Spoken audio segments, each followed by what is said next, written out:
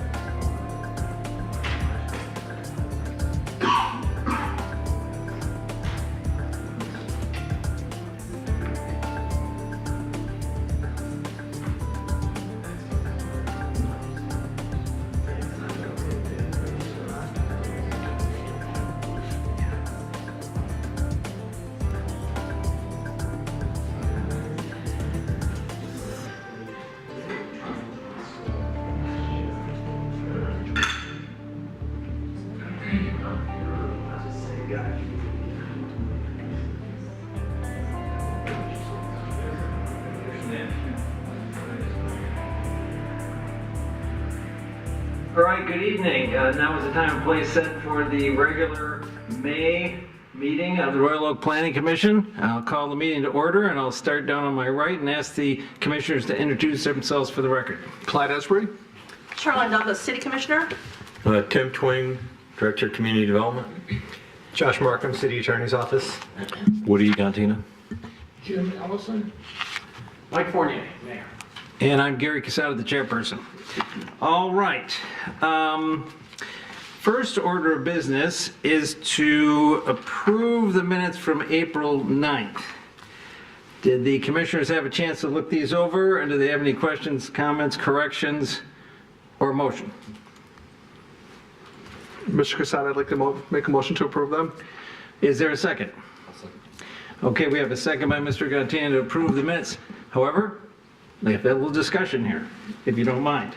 I believe that the minutes for the first item on page 3 of 6, item C4, the contingency for the PUD for that project what you've got here is no more than 65 off-street parking spaces. I went back and looked at the meeting on the video, and at about the 2-hour, 35-minute, and 40-second mark,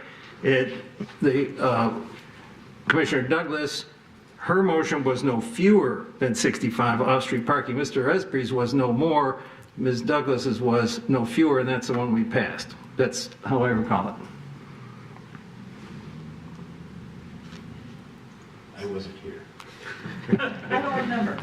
I can go back and look, but I went by it, but I wasn't here. Okay, well, that's when it was. About the 2-hour, 35, and 40-second mark is where you should look.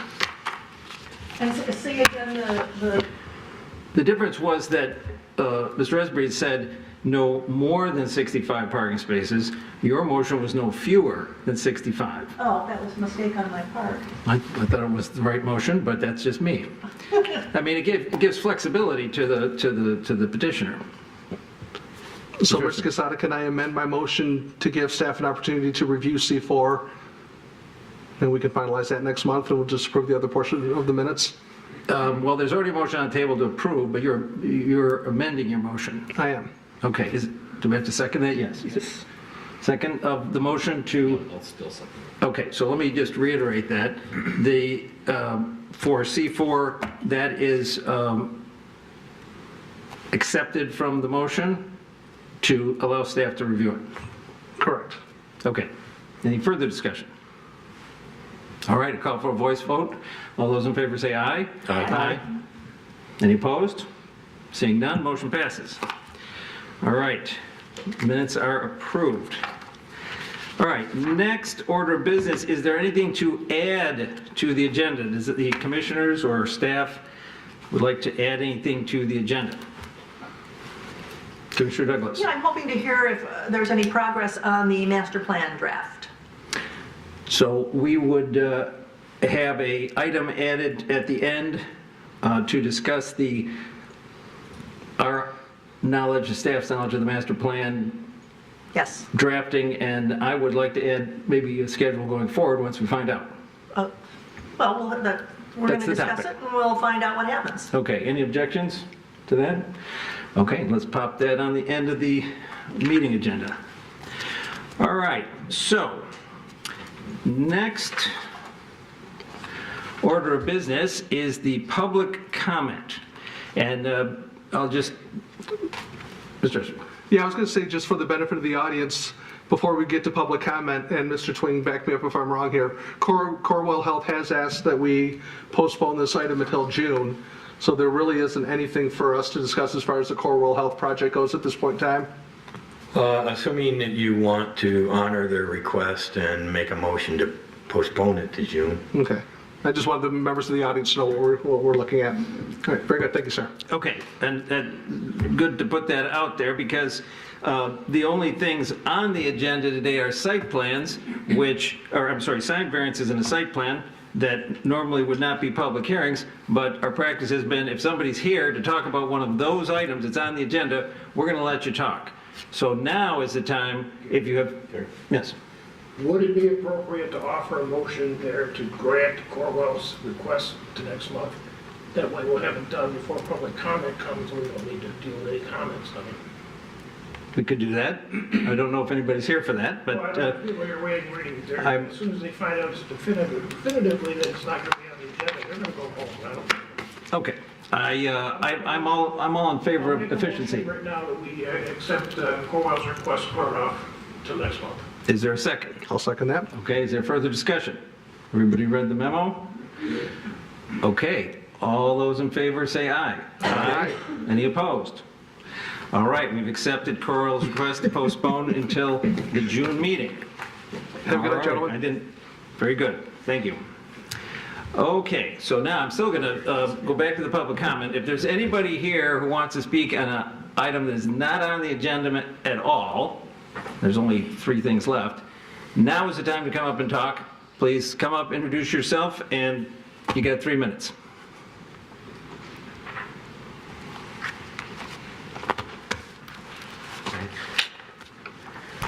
Hi, can you hear me okay? All right. Yes. Again, my name's Sean, Royal Homeowner. Nice to see you all again. Just 2 things, and I guess because it's now not on the agenda, I'm going to talk about the Corewell Health thing. It'll be really quick, I promise. But my main comment is I was doing some searching on my property records for my house. It was built in 1947. Very difficult to find records based on like 20, 30 years ago. I was able to find a document from the 60s for my house, and it had appraisal value, and I was interested to see that. My house back then appraised for around $10,000. Adjusted for inflation, today my house's value would have been worth about $100,000. My house is cost a lot more than that to buy today. It is currently increased in value. Now, as a homeowner, I'm not exactly complaining about that, but just goes to show that housing was a lot cheaper back in the day when a lot of people, last meeting said they bought their houses 30, 40, 50 years ago. The housing market was a lot different then. It was a lot easier to buy a home, especially if you were a younger person. Again, as a younger person who does own a home, it was very difficult to buy that, and part of the reason is my house was, was expensive to buy, and I would not be able to buy my house today, right? I would be shut out of Royal Oak. I was very lucky when I got into that, but just goes to show again that a lot of people who bought their homes, many decades ago, the housing market is just not like that anymore, and we're not building enough homes to make sure that it's affordable. So I just thought that was an interesting fact that I found about my house. And then second, about the Corewell Health thing, fine with the development. I think we need more medical stuff that makes sense. I was looking at the site plan, noticed the parking. So currently this would be replacing open field grass. They have 313 parking spaces for an outpatient facility, which is above even the required minimum. I might be wrong, willing to be wrong, but I think the question needs to be asked if they're really going to need 313 parking spaces with all the asphalt, right? We have the stormwater issue, right? That's all going to be impermeable pavement. Are they really going to have, even with employees, 313 cars there at once, at the same time, the whole day? I just think I'm willing to be wrong on that, right? But, it's an outpatient facility. People are going to be making appointments there. It's not going to there'll be a rush of people in there. So I just think, at least the question needs to be asked if they need that much parking. And that's it. That's all I got today. Thank you. Thank you. I think we had another hand here. Please introduce yourself, 3 minutes. Good evening. My name's Tom Horman. I live at 914 Genesee Drive. I've spoken to the Planning Commission, also the City Commission, regarding the rezoning of 4704 Rochester Road and then the subsequent construction of a 3.5-story, 42-unit apartment building on that. A little bit more by way of introduction, I moved to Royal Oak in 1978. I raised 4 children here. They went to Northwood Elementary, Adams Middle, and Royal Oak Kimball High School. And more recently, I've had 2 grandchildren who attended Oak Ridge Elementary and Royal Oak Middle School. For me and for my family, Royal Oak is life now playing, but also playing in the past and hopefully playing into the future. I love Royal Oak. We are a strong community. We've survived a lot and we come out the better for it. However, I have to tell you, it comes as kind of a very frustrating situation to be talking to a person regarding the third attempt to redevelop that property on the corner of Rochester and Genesee and be told, oh, don't worry about that, it's a done deal. They're going to be breaking ground in May. The real frustrating thing about that was this was a small business person in downtown Clawson in February. So I put my trust in our institutions. I put my respect in our city government, elected, appointed, volunteers, and employed. But the real strength of Royal Oak is in the community itself, and that will continue. Thanks. All right, thank you. Anybody else have a non-agenda item they'd like to address us on? All right, seeing none, I'm going to close the public comment, and we'll move on to the agenda here. What we have up there. First order of business of other business is a sign variance SV 24-0505. Mr. Twing, can you introduce this to us? Certainly. As you indicated, this variance request relates to the Hazelton development located at East 6 and South Troy. It is in relation to a request for variances for basically 4 signs that are proposed to be placed on that development. You'll see in your packet a site plan that indicates the location of each one of those signs, signs 1, 2, 3, and 4. Highlighting them, sign 1 variance, which relates to the item A, which is a request to waive 57 square feet of the maximum allowed 150 square feet for a wall sign that's proposed for the south side of the building. You can see again in your packet part of the indication of where that sign would be placed on the building. And again, sign 1 is and variance A is related together. Item B under the variances, which would be to allow 3 wall signs on the north elevation. That is in relation to actually 3 of the proposed signs indicated on the site plan. You'll see that those are signs 2, 3, and 4. So variance B is in relation to the idea that you're going to have, or they're proposing 3 wall signs on the north side. Items C, D, E, and F are in relation to sign 2, as soon as I get it up here, which is basically a projecting sign that indicates they're asking for a waiver of 34.5 square feet of the maximum 4 square feet for that blade sign.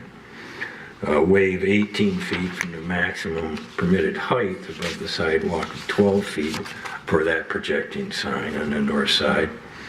Waive 21 inches of the maximum permitted extension of 30 inches for the projecting sign on the north side, and allow an internal illumination projecting sign on the north side. So there are several variances and related to the projecting sign, sign indicated as sign number 2. Sign 3, in addition to the wall sign item, it covers item G and H, which is to waive 5 feet 5 inches of the maximum permitted projection of 12 inches for that sign to be placed further out from the wall facade. You'll see in the packet it's basically being placed on a canopy that projects out from the building. On the top of that canopy is standalone letters. And then allow item H, which would allow that sign to project past the north or past the wall. If you see in the packet, it extends past the corner of the building. The last sign item, variance item I, is in relation to sign number 4. It is basically an H that's indicated again in your package. You'll see it listed there to waive 3 feet of the minimum height requirement above the sidewalk of 8 feet for wall signs on the north side. Those are the variance requests and how they relate to each sign. You can take them all together, or you can break them apart and deal with them independently. All right, any questions for Mr. Twing? Commissioner Douglas. Excuse me. So, Mr. Twing, the alternative to interior illumination is exterior lighting. That's a kind of our standard requirement in terms of lighting our signs. That's a separate option. The blade sign in this particular sign district is not technically allowed to be internally illuminated, so they could light it from the exterior rather than the interior, or not light it at all. It's not allowed because it's a blade sign, because it projects? Yes, it's in the sign area. Let me see if I can find it real quick. In the sign area in the CBD, you might see a lot of the pedestrian signs that are some 4 square feet that are put above entrance door. Mm-hmm. That's what that projecting sign is intended to allow or be, and those aren't illuminated. So this sign is obviously much taller and bigger than that, but the other sign districts don't allow this type of sign. Interior illumination? Or all. I know we don't allow projecting blades, right. but, Yeah. okay. All right, thank you. Yep. Mr. Cantino.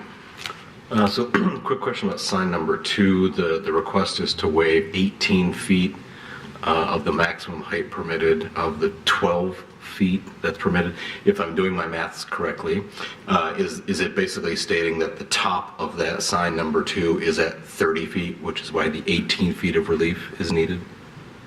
Yes. Okay. Thank you. Mr. Ellison. Mr. Twig, is this a permanent residential building like a condo or apartment or something, and not a hotel? It's been approved as an apartment. Okay. I'm struggling with the idea that a single building, permanent resident building, needs as many signs as they're showing. I think, once you moved into the building, you know where it is. It's not like you're driving around downtown trying to find it like you would for a hotel. But I think trying to have 4 signs on this building with as many variances as we're looking for, to me, is kind of overkill unless someone can convince me otherwise why we need more signs. All right. I just have a clarification I'm going to direct to Mr. Twing. What I understand, I just want to make sure we're clear for this for the record. I understand that in sign area 3, a projecting sign, I'm looking at the ordinance, and maybe I'm missing something, but the projecting sign is allowed as long as it meets the other criteria. Right. Okay. So if they came in with a sign that was only 4 foot in background, wasn't illuminated, and was 12 feet above, only above the sidewalk, we wouldn't even be here. Extend if it was sticking to the west side. Right. But I'm just saying, but I didn't want to, I want to make clear that a projecting sign is allowed in this sign area. Yeah. In this sign area, it's Yeah. not allowed in other sign areas. Okay. All right. Anything else before we call the petition forward? Okay, is the petitioner here? Come on up, introduce yourself, and tell us why you're entitled to the relief you're seeking. My name is Amit Soman. I'm with the manufacturing company that is going to make these signs if approved. The petitioner, actually the signatory on the application, is the electrician who would install it if we fabricated them. Our customer, Trowbridge Construction, which is the owner of the Hazelton property, it is a multifamily residence, but I think they operate it as a property management company as well, where there will be some turn in the residents, the individuals who occupy the residences at a certain frequency. Their intention is, so if you look at the finishes on these signs, among other constructions that they've done in other locations in Rochester and so on, they're looking at this as a more polished, high-end construction, hence the signage reflects that. More of the finishes like the H that you saw These are like dark bronze finishes that they've chosen in theme with some of the interior, which I didn't see the mock-ups of the interior signage as you walk in the lobby. But the theme is what they kept, and the blade sign in particular, which you discussed just now, that is something that they've pushed heavily in terms of how it was being designed. So the intention is long-term intentions of investing in the community is how they've portrayed to us as well, because we do their signages at other places. The desire to have polished finishes and the intent of matching the interior and exterior signage. That's kind of the main reasoning for the variance request that they asked us to make. All right. Are there questions for the petitioner? Mr. Ellison.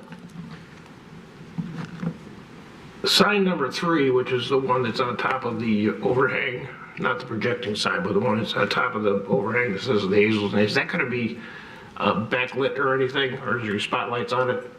This particular one is not lit. That's okay.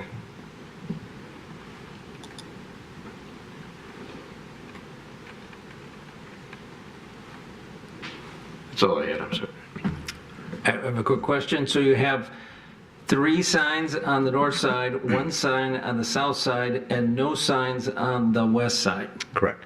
Okay, just make that clear. Okay, other questions for the petitioner? Okay, I guess I'll just yap for a minute here, if you don't mind. There's nothing against you, by the way. I think I actually, except for the lighting, the projecting sign, the interior lighting, which I don't like, I think you've done a good job with these other signs. I'm inclined to say, wow, those look nice. But before I vote on it or discuss it, I just want to make a comment for the record here.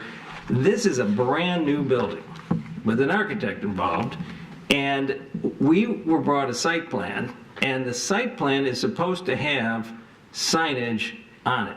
That's not in the ordinance other than a reference to the checklist. And we never get the signs on the site plan. And as we go forward here, I might be a little more inclined to be a nag about that, because it would be nice if right up front the architect was involved and was required to give us at least a rough plan, so we don't have things that come in after the fact, afterthoughts, trying to fit something on a building that wasn't included before. That's my editorial, and that's in the ordinance, and so I'm inclined to want to enforce that.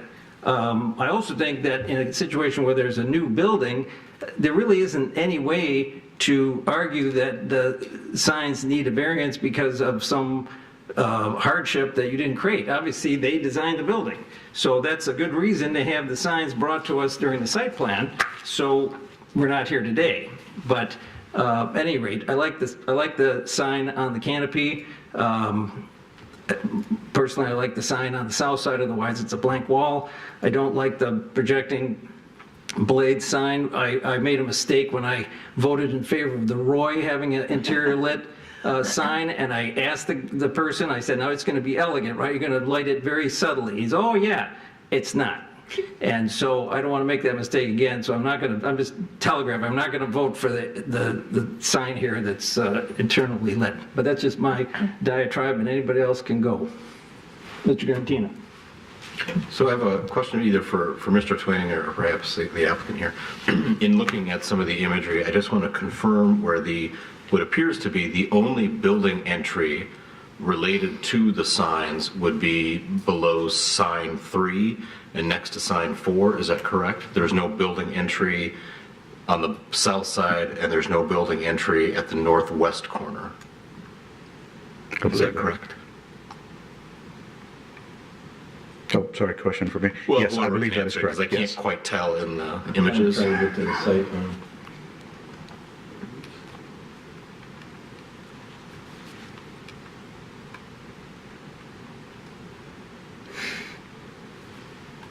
I don't recall precisely, but it looks like to me it's in the tertiary corner.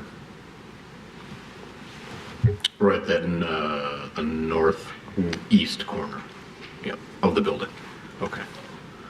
Well, the reason I asked the question is sort of related to wayfinding, right? And anyone with resident or guest coming to this building is going to be coming up 6th Street over to the 6th Street, Troy Street corner to actually enter the building because there are no other entrances anywhere.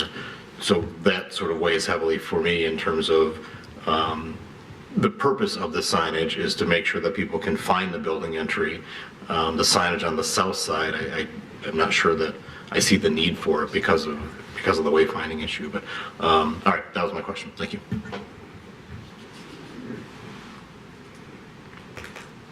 Other comments, questions for the petitioner, for Mr. Twing, for each other? Yes. Commissioner Nicholas. Yeah, Mr. Cantina referred to this, and I will say what I've said many times in these meetings, that signage is about wayfinding. It's not about marketing. And I kind of don't mind the sign on the south wall because otherwise I mean, if you're coming from the south or on 7th or whatever it was, what's the street there? Williams, maybe. You may not realize that big wall is the building that you're looking for. So I kind of don't mind the sign on the south side. So we have a variance here because of the sign number 3 projects. Well, the reason it projects, of course, is because it's on the canopy. And we have in multiple cases over the years acknowledged that, it's not a sign that projects 5 feet. It's a canopy that projects 5 feet. And certainly some identity for the building is appropriate. But I am inclined to share my fellow commissioners' opinions that the projecting blade slide, I mean, once you get to that corner, that's a big building. You know that that's the building you're looking for. And I don't see the blade sign as being an influential source for wayfinding. All right. Other comments? I just to keep the conversation going here, what I understand is that there are 4 sides of the building, and as far as the number of signs goes, just to sort of chat with you about this, they could have 4 signs if they wanted to. They just have to put them on each side of the building. I don't think that makes sense. I like what they've done. I think that the letters sticking up on the canopy, I think that looks good. I think that's great. Love to see it. That's the kind of thing, good design I like to see, but that's just my opinion, subjective opinion. Anyways. Well, as I indicated, you can deal with each variance independently, through, some of them relate to a particular sign, but you can deal with them separately, or you can attempt to deal with them all at once. Appreciate that. Chair can't make a motion. If I was making a motion, I would vote for the 3 of them, but Mr. Ellison. The audience member would like to speak on this. Oh, I'm sorry. Can you have a seat there? I didn't realize. My apologies. That's okay. My name is Alan Ashley. I live at Royal Oak Manor, right across the street from there. If you go to the south wall picture, where that signage on the brick, we really don't mind that because that overlooks our parking lot. The people that might will be the loft apartments that are behind that apartment. The entrance and exit out of that building in the underground is on William Street. It's not on Troy, it's on William Street. There is an underground parking, 4 levels, 105 parkings. It is right next to where our parking lot is. If you can show the wall, that parking lot is Royal Oak Manor's parking lot, and people will cross the street from our building to that parking lot. There's an underground entrance right there. The office entrance is on Troy and 6th Street. So the people who want to rent are on Troy, and the people that live in the apartment will be coming in and out with their cars on William Street. That I don't mind. The one I really do mind is the one that hangs out on the corner. I have people living across the street from that, I believe. If it's on 6th Street, if Mr. Tween can tell me if that's on 6th Street in Williams where that sign hangs out, if that's lit, that'll be in 4 floors of apartments, that sign. I'm against that right off the bat.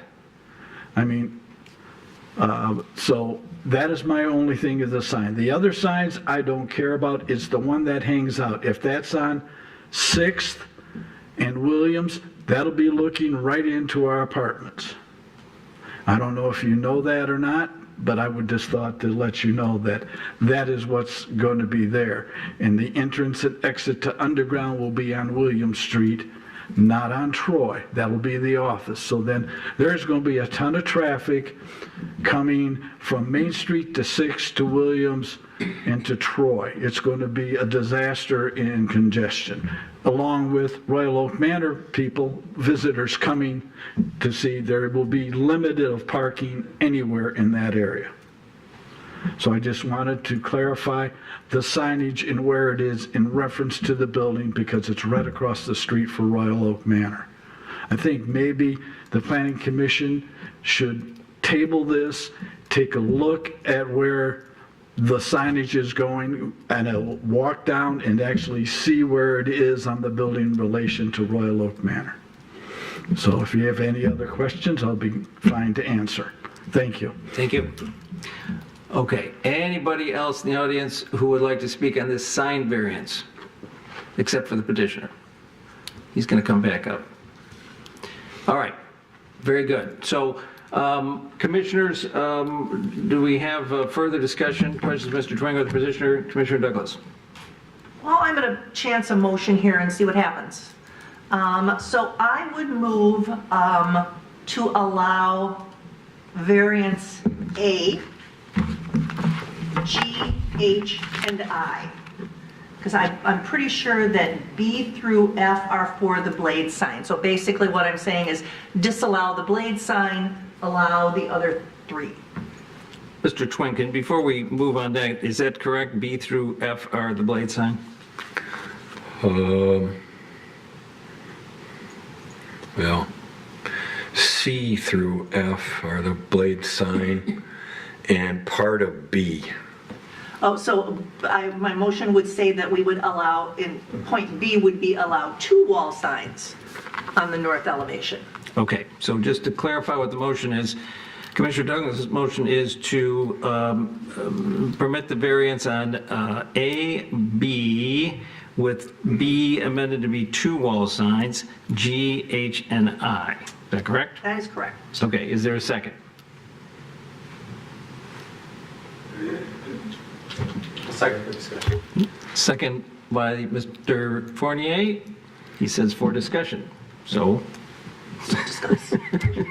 Yeah, I mean, I don't like the internal illumination of the blade sign. I think that there is some element of wayfinding coming out of downtown. I think there are people that want to live in our downtown are going to have visitors that come visit them because it's an exciting place to be. They may park in downtown, walk over, you know.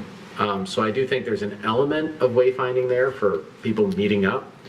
Not to the extent as if it were an office building or a commercial property where you have people coming in. But the illumination part of it, I think actually all the signage looks really regal and classy. And like you were saying, it has that element. I think if you illuminate the sign, it maybe takes away from the harmony of the other signs, but that's not any of my decision criteria. That's just a personal perspective. But I do think the one mounted over I think it's sign 1. I've had to go back and forth like 9 times. I can't, for whatever reason, I couldn't remember my name today, let alone remember which sign is which placement. Sign number 3, I think is a really nice looking sign. I think that will help for people to understand that this building is the Hazelton.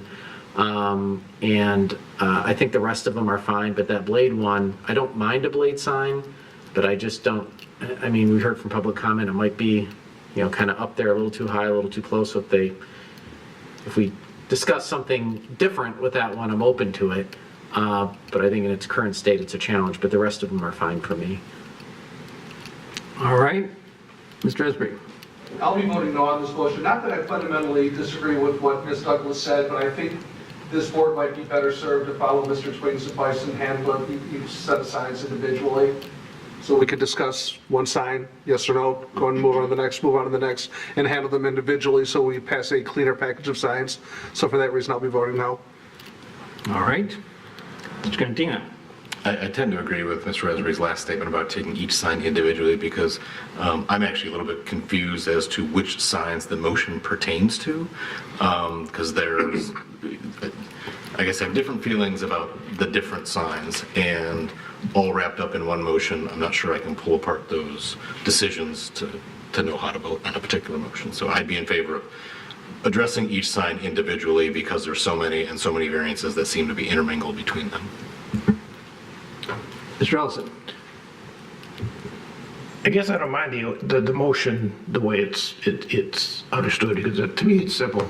And the maker can correct me if I'm wrong, but sign 1 is the wall sign on the south elevation, which is variance A. That's okay. Sign 2 is the projecting blade sign on the north elevation, which is a combination of variances B through F. Now, there are portions of that sign that fall under B. Just in the number. Just in the number. Yeah, just in the number. And sign 3, right, this is where I should say, sign 3 includes variance B. So we don't necessarily delete variance B. We just want to say as it pertains to sign 3 and sign 4. Because those are the ones, the only problem we have is sign 2, which is the projecting sign. I think all the other signs are pretty well laid out and spelled out, and I don't know what else we could do. I have no problem. I mean, other than my original statement, I think there's too many of them, but I have no problem with the way the signs are written and designed. And quite honestly, I don't have a problem with the projecting sign either, but that's not what the motion says. Okay, I'm going to just say, I think what the motion says and is that the 3 signs that have not been subject to much discussion, south side high wall sign, canopy sign on Troy and 6th, and wall sign with the H, those 3 would be approved. And what would not be approved only is the blade sign. So myself, I don't find the motion confusing. So I would be in favor of this motion, and I wouldn't, if we vote on it, I'm gonna vote in favor of it. I think it's appropriate. Chair? Well, and I guess if I could comment on that too, is I take this as you're approving sign 1, you're approving sign 3, and you're approving sign 4. You can still make a motion on sign 2. Someone else could make a motion on sign 2 after this motion. This is not a motion necessarily denying sign 2. You could take it up after this if you so choose to. You could also not make any motion whatsoever, and then it's going to fail because you didn't grant the approval, but. Okay. That was my clarification, that the way the motion was made, it said we're only approving these ones, which leaves essentially the blade sign up for discussion if we wanted to change the size, dimensions, illumination, or whatever, but clearing the house of the ones that people don't have issues with. That's the way I understood the motion before, because I don't want to vote to deny a blade sign, I want to talk about it a little bit. All right, I think you have accurately stated that Mr. Twing has been in concurrence there. Good. Last thing, go ahead. But my motion does, in item B, does limit the north side to 2 wall signs. So I've eliminated the blade sign. Well, I've eliminated one of those signs, and in my mind, it's the blade sign. So that's still in my motion. Now, I'm still in favor of it, but we can get to a vote here if that's what we need to do. Tim says yes. Okay, the motion is to approve signs 1, 3, and 4, and also including an amendment to B, the item B, to only allow 2 wall signs on the north side, which in effect eliminates the blade sign. That is a motion. It's my motion. And But we could still have a motion afterwards to add it back on. But the motion here, if nothing happens secondarily, then that would be the de facto case. Yes. Gotcha. Okay. Let's take a quick roll call vote. We'll do it. Mr. Esbree.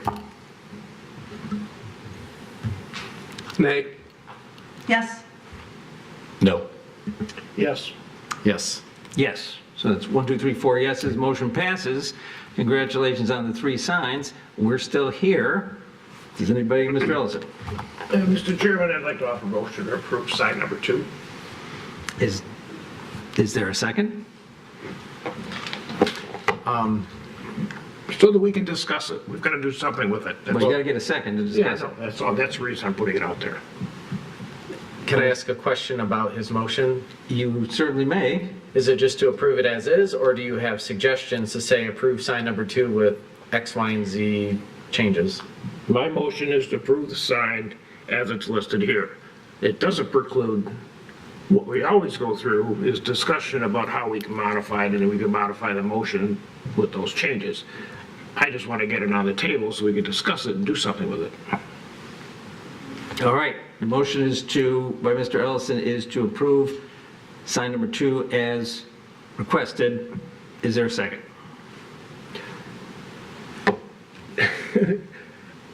Okay. If we vote now, we're not going to have any discussion on it.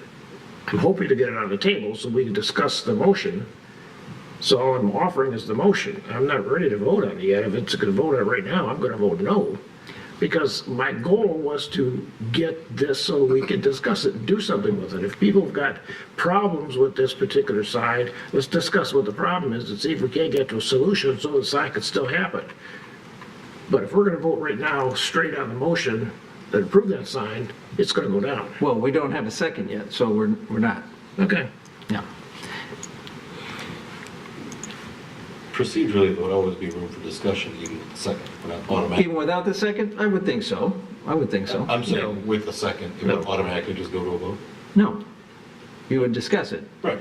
It would be on the table, it would belong to the table, or however they say it. So for purposes of discussion, I will second the motion so that we can. Okay, so there's a second by Mr. Gantina. So the motion is to approve the sign as it's presented. Is there discussion, further discussion? Well, yeah. Well, then have at it. Okay. I understand not wanting projecting signs. There's always been an ordinance. Royal Oak kind of doesn't like projecting signs hanging over the sidewalk for any number of reasons. I've heard a light problem. We've got signs that drip water on them. For any number of reasons, we've always been very hesitant to approve projecting signs. I don't have a problem with this one because it's high enough on the building, and this is the only illuminated sign on the sides of the building. And that's in an area down in the south of the town that isn't really that bright. So if we eliminate this sign, then there's no other lit signs on that building. So I didn't have a problem with the projecting sign to begin with, and I just think it would be a good addition, however you want to make it, how big you want to make it. Not a problem, you can have that discussion, but I think it's okay to let the illuminated sign go ahead, as long as we've got the limits on illumination numbers and all that other stuff. All right. Well, I'm going to make a quick comment, and it's sort of addressing the member of the audience there. I've been down there. I did walk around it twice. I've been down there.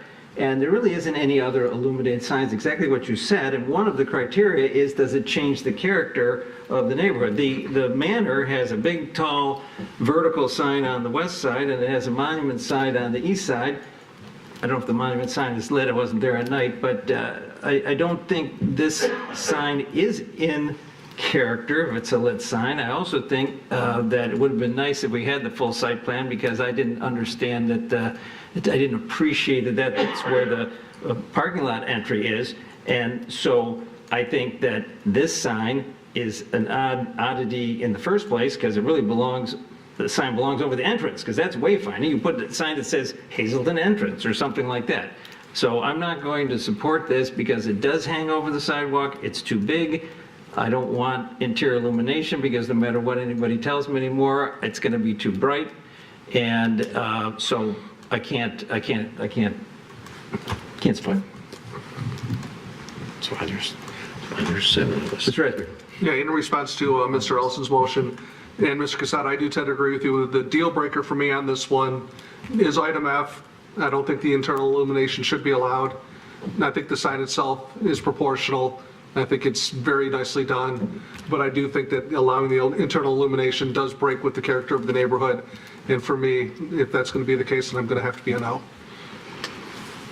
Mr. Brown. So, and I don't know, I know we have a motion on the table, but other than internal illumination, I mean, I guess the problem is I don't know what it would look like with external illumination, meaning if it had a light shining on it, and if that is, you know, I mean, would that be an annoyance? What would the candelas be? Would it be, you know, because I think internal illumination for this in the neighborhood will be an issue.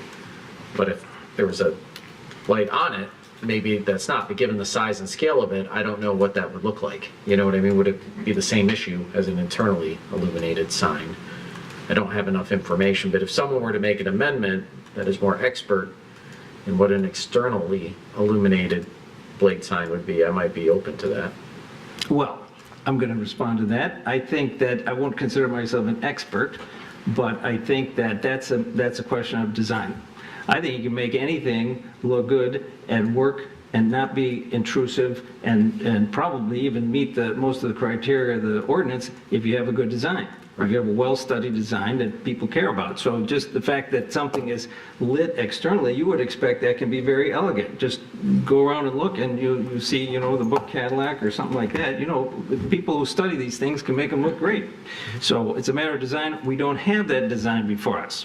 Right. And it's not up to us to play lighting designer right now or sign designer.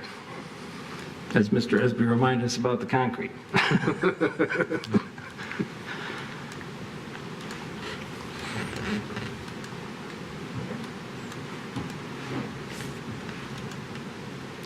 All right, any further discussion? Questions for the petitioner? I mean, I guess I have another question. So you could do an amendment to eliminate F, and then it would be up to the petitioner to figure out the design for a blade sign, and if they wanted to illuminate it or not illuminate it, so long as it wasn't internally illuminated and it met the light pollution standards that are set forth in our ordinances, correct? Or they could decide not to put it up at all. So you wouldn't be designing it, you would just be saying, hey, you can do this, but you just can't internally illuminate it. And to your point, Mr. Casada, you could figure it out on your own. Why don't you make that a motion? Well, there's a motion on the table. To modify the existing motion. I'll move to modify the existing motion to, because the motion on the table is to allow it, right? The motion on the table is as presented. As presented, I make amendment to as presented, but eliminating F. Second. Okay, and where's our procedural people? We can do that without Mr. Ellison's approval? No, it's Okay. it's a Because you separate. have to vote on the amendment. Yeah, vote on the then you- amendment. Okay, so we're going to have a vote on the amendment and to eliminate F from Mr. Ellison's motion to allow it as presented. That's the amendment that we're voting on, okay? Are we ready to vote on this? Okay. I'm not sure, I think I better do a roll call. Mr. Esby? Yes. Yes. Yes. No. Yes. And I'm a no, so it passes 4-2. So that means that the new motion on the table is, the amended motion on the table is to approve sign 2 without F. That's the motion on the table. Is there further discussion of this? And do we want to clarify in terms of the agenda item that we are approving C, D, E, and G? And Mr. Twing, what do we do about No, you're approving C, D, and E, C, D, and E? and you're allowing a third wall sign. For B. Right, yeah, so how do we unravel B?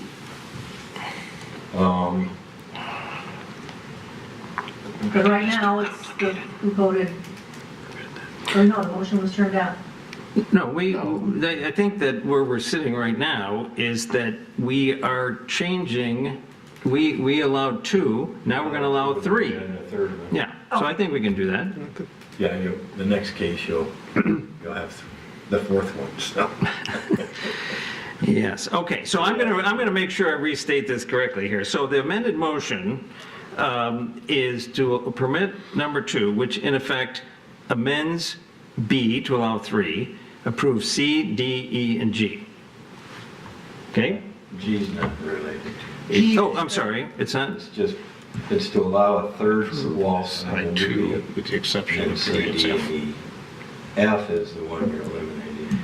okay, G is, oh, I'm sorry. G. My own mark was, I marked it wrong, my apology. No G, scratch that. Okay, all right, so that's, are we clear on the motion, or should I say it again since I messed it up? I made the original motion, I understand what we're doing, I'm clear on it. Okay, great. Any further discussion? Okay. Ready to vote? Okay, Mr. Esby, let's pick on you again. Yes. Yes. Yes. Yes. Yes. And I'm a no. So 5-1, motion passes. Congratulations.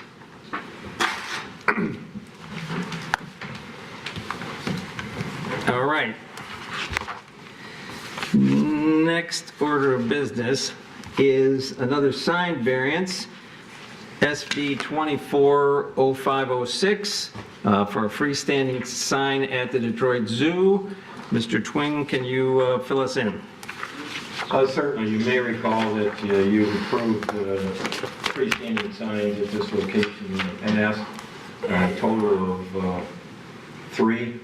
One related to the water tower, and 2 others related to entrance signs at the 10 Mile and Woodward location. And then I believe a sign on the parking deck. This request is for an additional sign basically at the entrance to the zoo itself. It is very similar in configuration to the other monument-style signs. So it would be allowing the 4th freestanding sign, and if you granted it, it would need a variance of some 115 square feet, exceeding the maximum 42 allowed square feet. Again, it's very similar to the other freestanding signs at the entrance of Woodward and the service drive. All right, and just for my clarification, this is actually not on Woodward or the service drive. This is No, it's in the something internal drive lane. Okay, so I am just a little curious, where does the sign ordinance begin and end? Because there's certainly a bunch of signs inside the zoo, but why does this one come within our jurisdiction? Well, it's not necessarily visible from the public right-of-way. Probably as an example, there are signs that are put on Beaumont Hospital buildings and structures that are not visible from the public right-of-way. There are signs that are put in Northwood Shopping Center on each of the individual buildings. They all are covered under the sign ordinance as on private property. All right, I'm just wondering what where does it begin and end, where we're looking at the signs, but maybe I'm just need to pay more attention. Okay. Actually, so Beaumont Hospital did, years ago, they came in wanting some banners on interior buildings, and we did act on those. Yeah.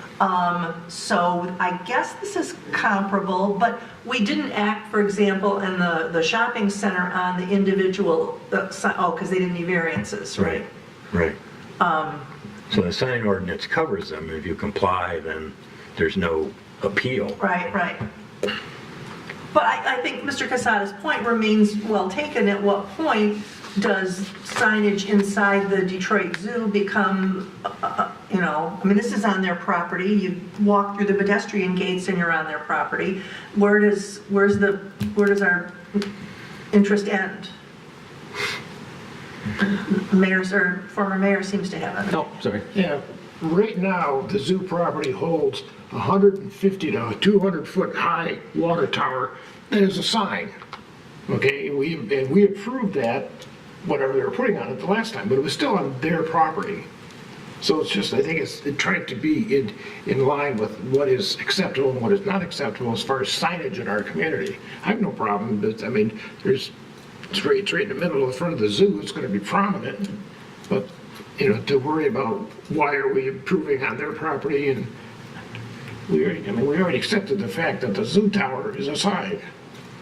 Mr. Mayor. Yeah, I just think it's more of a curiosity. I think maybe for future meetings, if nobody can see this sign from any of the neighborhoods or any of the public right-of-ways or streets, you know, if they change the sign to say, you know, polar exhibit or polar bear exhibit, and they make it a little bigger and no one can see it, are they going to have to come back here and get a change?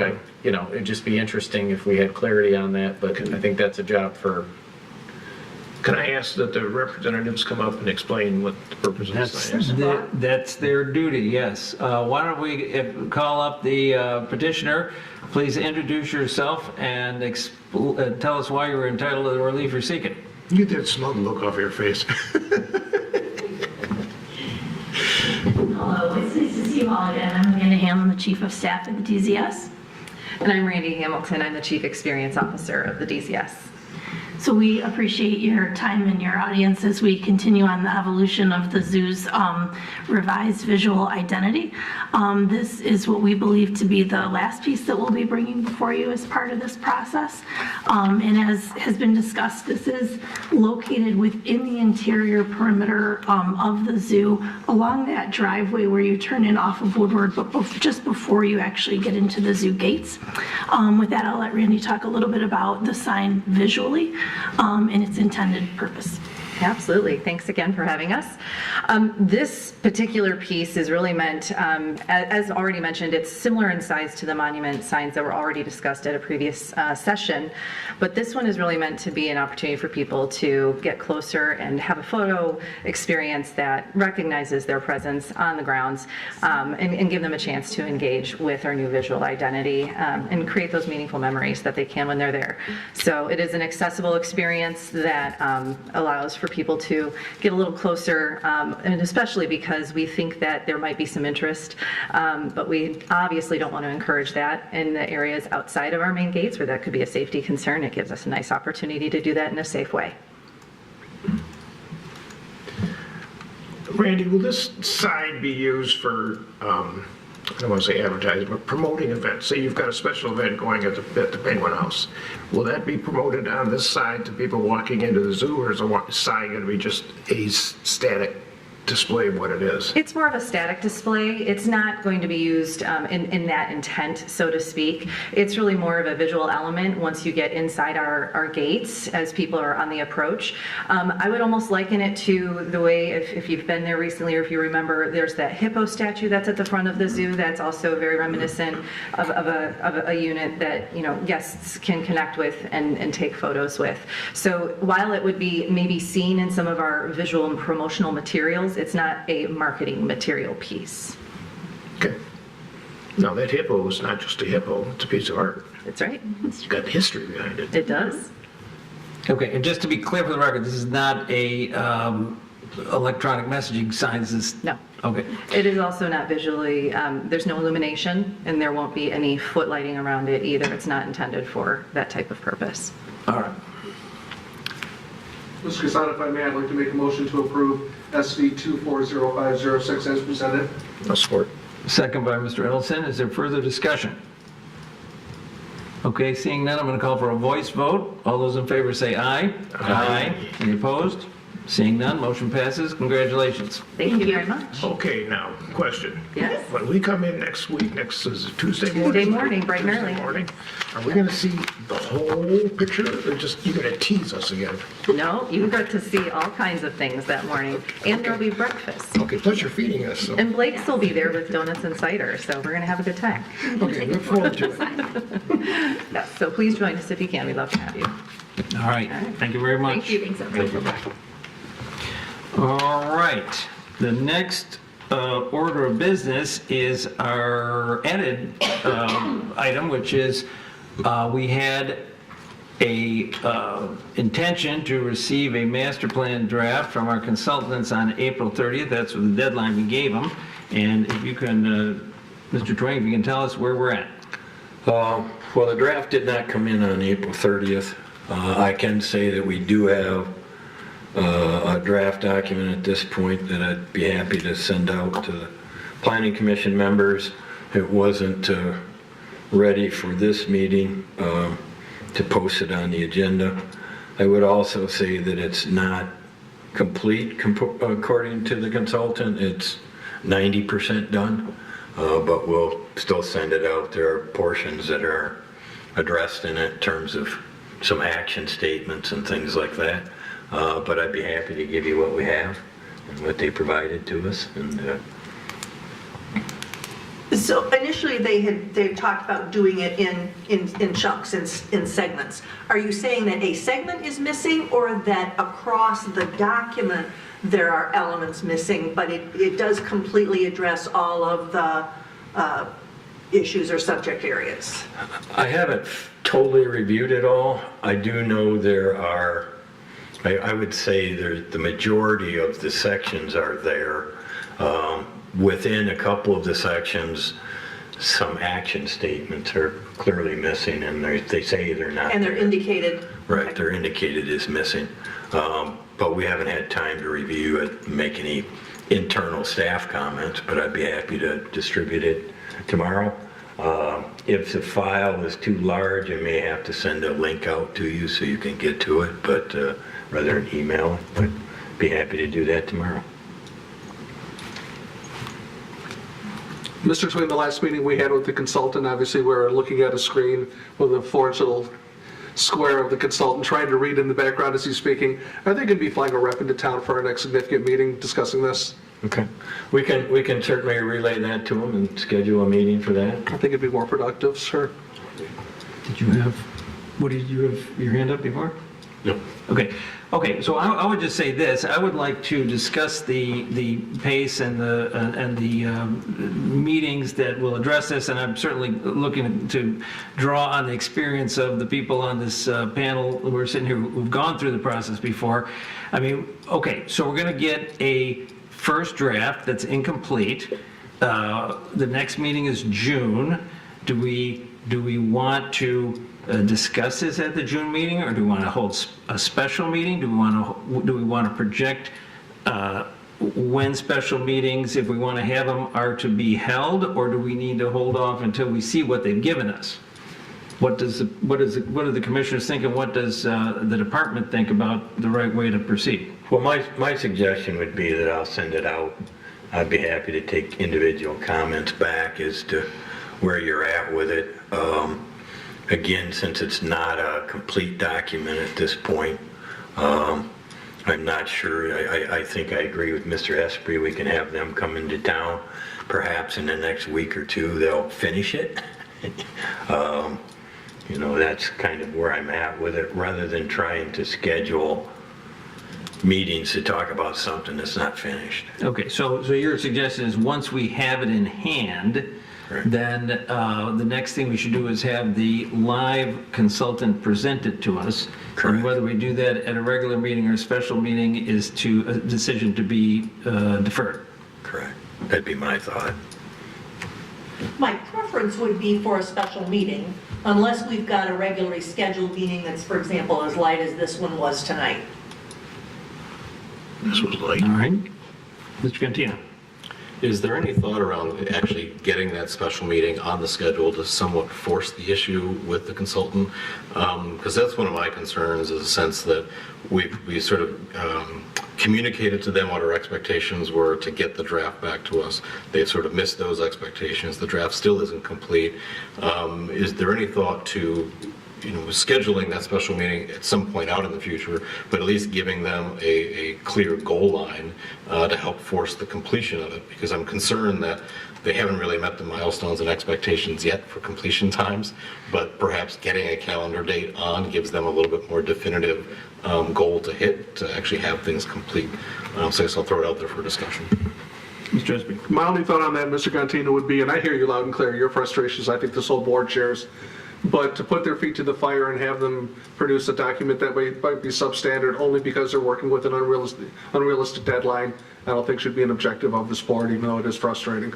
Fair. Well, my only comment on that is I think that at the meeting you asked them to provide it by April 30th as a deadline and have a first draft. They concurred with and said they could do it for you. So frankly, we're a little disappointed you don't have it and it wasn't met.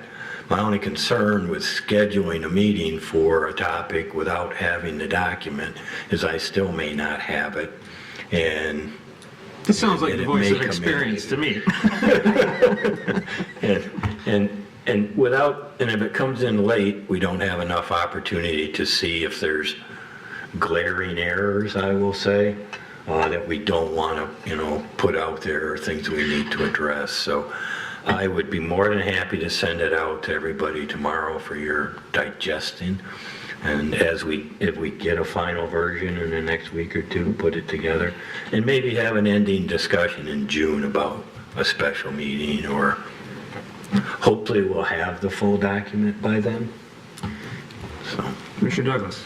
I would rather not read a partial document and that, that's, whatever, 300 pages, and then have to go back a month later and read most of that again, figuring out what was new that I didn't read before. So I'm not inclined to want to read a partial document. Other comments on that? That certainly is a sensible comment. Mr. I think Esprey. taking Mr. Twing's lead is a very good idea. He's the professional here. And let's not forget that it's probably only Mr. Twing and Mr. Ellison that are old enough to have gone through this last time. So I think we should defer to that. Thanks. Can you say that slower and louder? I agree. Last time we did this, never mind, it was bad. All right. I think we have a sense that we're going to wait until we get the document that is purported to be a complete document for our review. And I just want to say for the record, though, when a complete draft, it doesn't mean that's the final draft, because we're going to give feedback, the department's going to give feedback. The public are going to, there's not going to be, that's not the end of it. So, but we want the draft that has everything in it that they are going to present to us, subject to our discussion and amendment. Anybody else? Okay, I think that's the sense. I don't think we need a motion on that. I guess I would ask if there's any other thing that anybody likes to talk about? Any commissioner like to make a statement before we look for an adjourning motion? Dennis, I will make the motion to adjourn, sir. is there a second? Oh, all those in favor, say aye. Aye. Motion, or meeting adjourned. Thank you so much.